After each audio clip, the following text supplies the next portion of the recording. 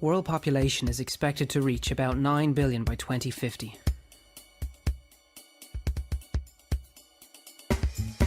The average rates at which we consume resources, such as oil and metals, and produce waste, like plastic and greenhouse gases, are about 32 times higher in North America, Western Europe, Japan and Australia than they are in the developing world.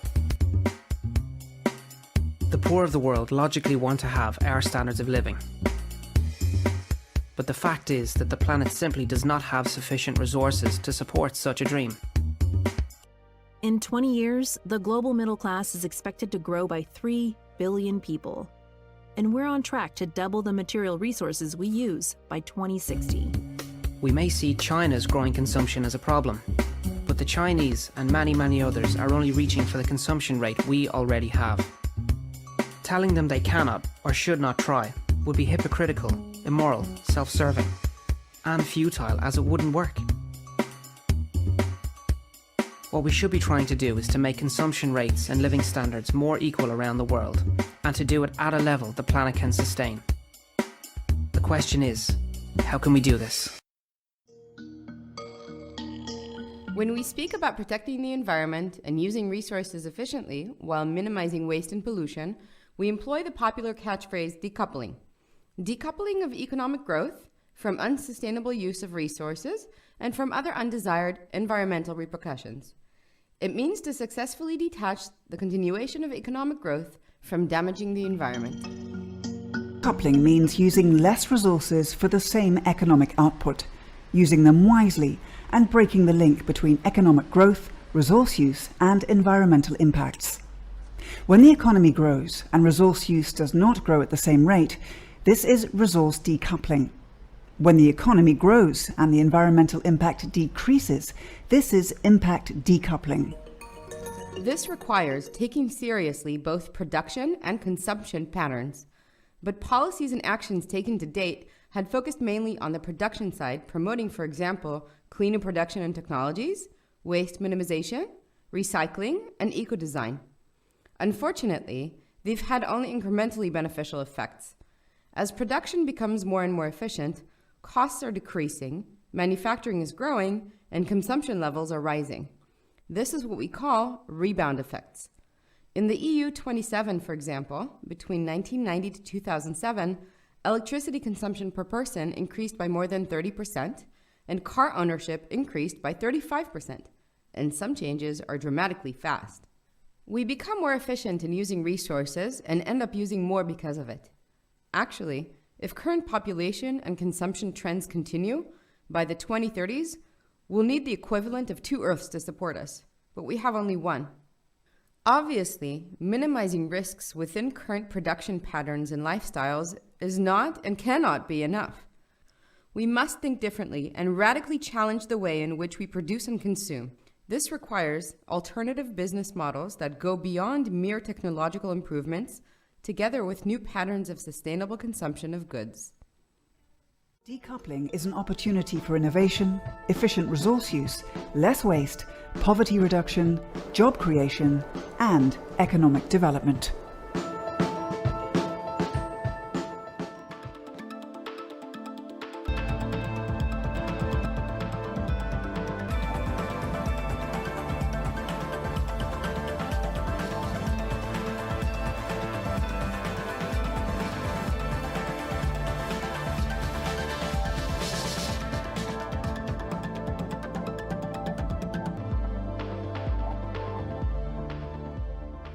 Now, let's talk about servicizing. The potential link between a service economy and sustainable development was proposed by Walter Stahel. According to Stahel, traditional industrial economy places the central value on the exchange of the products being consumed. On the other hand, service-oriented economy recognizes the value of utilization, where the consumer pays for using the product. This is in fact a function-based economy, in which the product is a mere means of providing function. In a function-based economy, consumption is not based on accumulating goods and self-owning them, but the focus is rather on buying the services provided by the goods. Instead of traditional purchasing, we are now buying services. This is what we call servicizing. Servicizing enables a broader range of arrangements including leasing, sharing, and taking back. For example, paying for printings instead of buying your own printer. So, why servicizing? Servicizing provides the consumers with the economic incentive to use products in a more efficient way. We pay for the printing service according to the number of printings instead of paying for the printer itself. This reduces the need for new products while increasing the demand for high-quality products that are durable enough to cope with far greater use by many rather than one consumer. On the other hand, suppliers are making all efforts in order to increase the durability of their printers, which they now continue to own. This requires redesigning of products and new business models. The extension of the period over which products and goods are used optimizes the total lifespan of goods and promotes a more resource-efficient economy. And there's even more to it. Servicizing also enhances the supplier's responsibility for the quality of the product. Servicizing, therefore, influences both production and consumption patterns.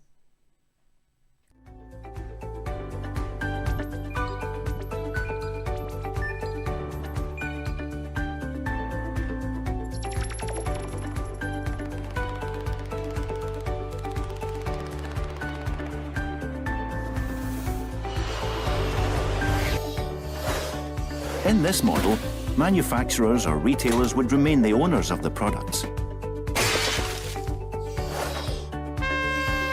Maintenance and repairs becoming part of the deal. Even better if running costs, like electricity, were included. For companies, it makes sense to retain precious materials when their future availability is uncertain and when prices are forecast to rise. Premature obsolescence would be phased out, rather than designed in. Buying expensive goods up front would no longer be a necessity. It already happens with mobile phones and cars. Why not fridges, washing machines, power tools and so on? A system that works long-term by designing out waste and keeping valuable products in the loop, and maintaining or remanufacturing them, creating jobs in the process.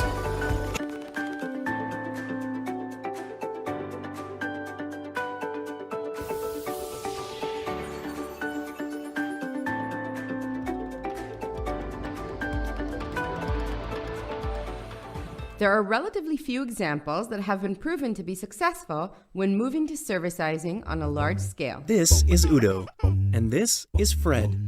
Hi. Both are often out and about, on foot, by bike, or with a bus and tram. But sometimes they also need a car. Fred owns his own car. Yep, that's mine. And he has to take care of it. Udo would rather chill. A car has to be washed from time to time. Of course, Fred does that himself. But changing tires is hard work, so Fred takes his car to the shop. The same goes for oil changes. What? Okay, fine, the gear belt needs to be replaced. Oh, and then there's the vehicle inspection appointment. And don't forget looking for parking, checking fuel prices, paying taxes, checking insurance options. But what does Udo do when he needs a car? Udo uses car sharing. With car sharing, Udo can drive without worrying about all of the annoying details. And he saves money. That way, he has more time to chill. Udo. Use it. Don't own it. Today, cooling represents 10% of global electricity consumption, and demand will triple by 2050. In many regions, cooling is not only a comfort, but a means of survival, with air conditioning and refrigeration necessary for habitable living conditions, food security, and life-saving healthcare.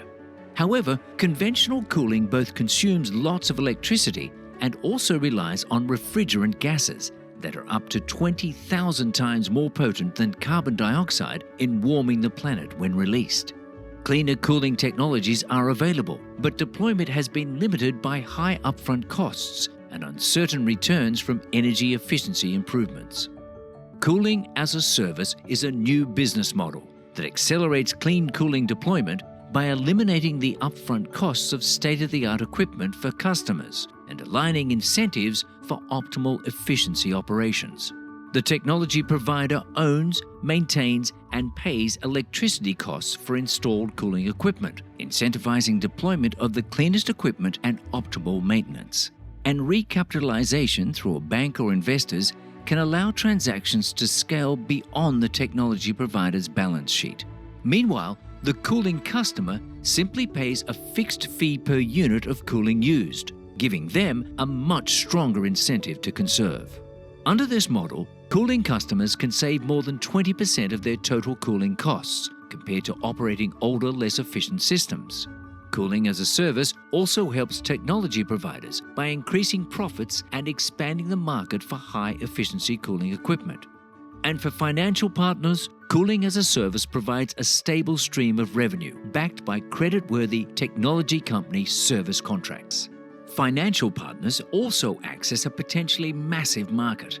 If the model captures just 2% of commercial cooling assets in developing countries by 2030, it will represent more than $88 billion of commercial cooling financed. And cooling as a service is good for the planet, both reducing emissions more than 49% compared to low-efficiency cooling and promoting a circular economy by incentivizing modular, reusable, and recyclable equipment. How come servicizing does not proliferate? Well, there are several possible reasons. First, the new business transaction between producers and consumers is more complex than regular purchasing and requires long-term engagement. Also, moving to servicizing involves uncertainty concerning the costs and benefits for the producers. In addition, on the side of the consumers, normative setting plays a prominent role in designing our lifestyles. For example, we desire to purchase more and more products due to the high social status affiliated with owning them. It has been shown that values behind unsustainable consumption were justified in the course of economic development and are deeply rooted in society. What is clear, though, is that the conditions have changed, and there is now an urgent need to develop alternative business models and visions of lifestyles that do not put so much pressure on the environment. Servicizing can face this challenge, and effective policies are required in order to facilitate its large-scale implementation. And how about the new trend of collaborative consumption, formerly known as sharing? Sharing may sound like the theme of a Barney song, but think about it. It's a huge challenge to the old game. It gets us off the treadmill of more, conserves resources, gives people access to stuff they otherwise couldn't afford, and builds community. What's it look like? Bike share programs in major cities. Online platforms that let us share everything from our cars to our homes to camping gear. In my town, the public library system lends out tools. There's just no reason that every house needs its own power drill, creme brulee torch, scanner, wheelbarrow, bike pump when we can share.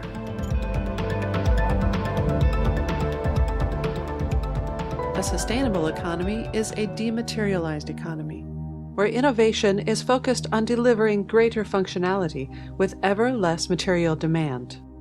One that can deliver more services with less stuff. One of the most environmentally destructive elements to the linear economic model has been its incentive structure that drives businesses to overproduce and people to overconsume in what has come to be called the consumer society. The industrial model was based on the mass production of tangible products that were pushed out to end users. Mass production meant that companies had to sell en masse, which gave rise to mass marketing and the creation of a consumer culture that went global with globalization. In this product-based transactional paradigm, there was a strong divide between the producer and consumer around the point of transactions due to the fact that both customer and producer had different incentives and motives that ran largely contrary to each other. Over the past couple of decades, with the rise of information technology, has come a new model to value delivery called the services economy. A services economy is one where the focus is on the service delivered, the actual outcomes of a process. It is based on the system's delivered functionality instead of the amount of resources consumed in the production of the product. By shifting the producer's revenue stream away from the production of products and focusing it on the delivery of functionality, servicization is a powerful approach for breaking the core dynamic driving the consumerist economic model. With servicization, ownership of the product stays with the producer, and its maintenance likewise remains their responsibility. In such a way, they are incentivized to produce less while delivering more functionality. The end result is an alignment of the interests of the end user with producer and sustainable outcomes for the overall system. Services are really about access. The idea that people want access to services instead of simply the ownership of products. This is why the services economy goes hand in hand with networked information technology. Information technology and online platforms enable us to easily and cheaply coordinate the exchange and temporary usage of resources, thus working to make access easier and cheaper than ownership. In this way, extra capacity can be created through more effective organization instead of actually producing more products.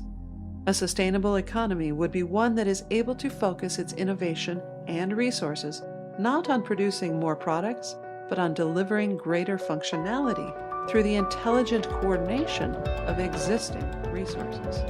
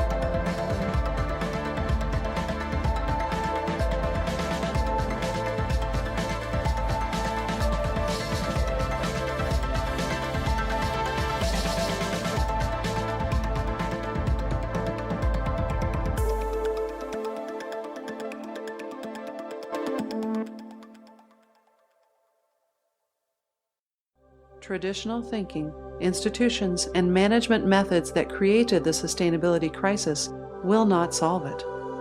As such, the development of truly sustainable global economy would involve a transformation in the deep structure of post-industrial economies. Now it's time to build the solutions. Solutions that won't just change a few of the rules, but will change the entire game. Want to help? Come on, let's do it.